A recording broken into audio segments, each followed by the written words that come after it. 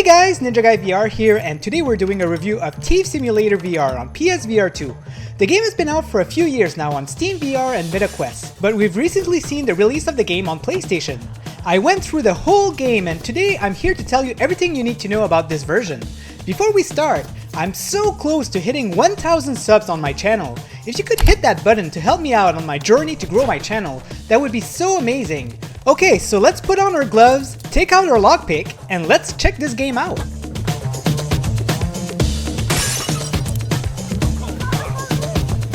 Thief Simulator originally came out on Steam VR on November 5th, 2020. We then saw a port of the game on MetaQuest on July 7th, 2022. The PSVR 2 version port of the game released this year on May 9th, 2024. The developers of the game are 3R Games, but they had the help of Take It Studio for the port.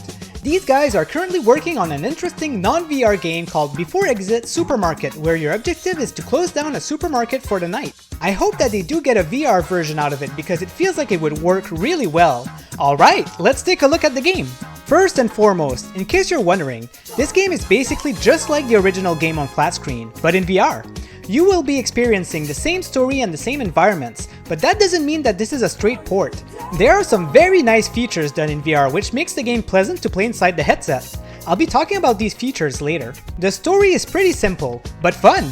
You are a petty thief, and it seems that stealing is the only thing that you care about since you've made it your career. You have a friend called Vinny who kind of acts as your boss. When you first start the game, you are thrown in a nice and quick tutorial that explains simple things such as how to steal things, sneak around people, break a window to get inside a house, and how to use your flashlight. I like it since it's very short and only explains the fundamentals of what you can do in the game. You then either have to figure out things on your own, or other quick tutorials are introduced during the story. There are absolutely no UI in your face when you play in VR. Everything is accessible via your watch. You can check quickly for a mini-map, or you can expand it for a larger map. Or if you need to look at the tips that you have for the house that you're trying to steal. So you always have a main quest that Vinny assigns you. It's so silly because of the reasons you're stealing. This may not be word for word, but he'd say something like, "These people on Greenview Street has been naughty. You should teach them a lesson by stealing their TV." It definitely made me giggle at that time. I like the engagement. You have your home that you use as your main hub, which looks more like a garage. This is where you'll accept missions, buy new equipments, sleep, practice lockpicking, and even disassemble cars that you've stolen. After accepting a mission, or whenever you feel like stealing, you need to drive to Greenview Street. As soon as you arrive there, you always start inside your car, which is convenient since you can drive right away to your destination. The car has some nice features. You have the full VR experience with it. You need to control the wheel manually, you have to push the start button to start your car, then you have to use the shifter to drive forward or in reverse.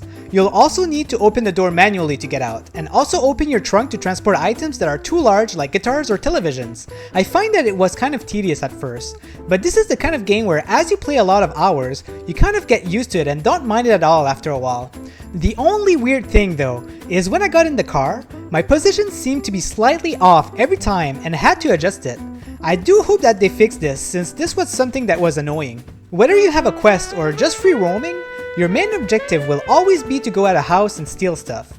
You first need to figure out what the homeowner's routine is because you want to get in there when they're out.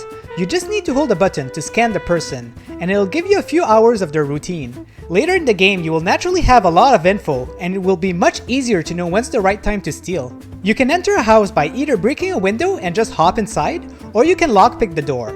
There are 3 different types of lockpicking that unlocks as you progress through the game. Every one of them is very fun and can be very stressful when you're in a situation where you have to hurry. Because if you get caught, the cops will come chasing you and it's pretty hard to get out of it when it happens. Stealing is super simple. All you have to do is grab the object and put it above your shoulder, and it'll go in your backpack. You can also grab your backpack and put objects in that way. Very standard for VR and it's working very well. You eventually start knowing what items has the best value, and you get more and more efficient to pack your backpack with some of the best items. When you're done, you just need to leave the extremity of the map, and it'll bring you back to your house. You will get experience to level up your skills. The amount of experience is based on how good the item you stole are, and how good you sneak your way through the house. You can then go pawn the items at a pawn shop for money, or sell them in a special black market where items are wanted, which gives you more money. The pacing is not the best in my opinion. You have a skill tree in the game which unlocks skills like better lockpicking tools and other features that makes your life much easier for stealing. But the thing is, sometimes you can't progress through the main quest until you have some of the skills unlocked. So then you're stuck at free roaming and stealing stuff on your own until you have enough experience to continue the main story. I don't mind having the liberty to go and steal when you want, but I'd like to be able to continue the story at my own pace without being locked by a grinding barrier. The quests were very enjoyable though.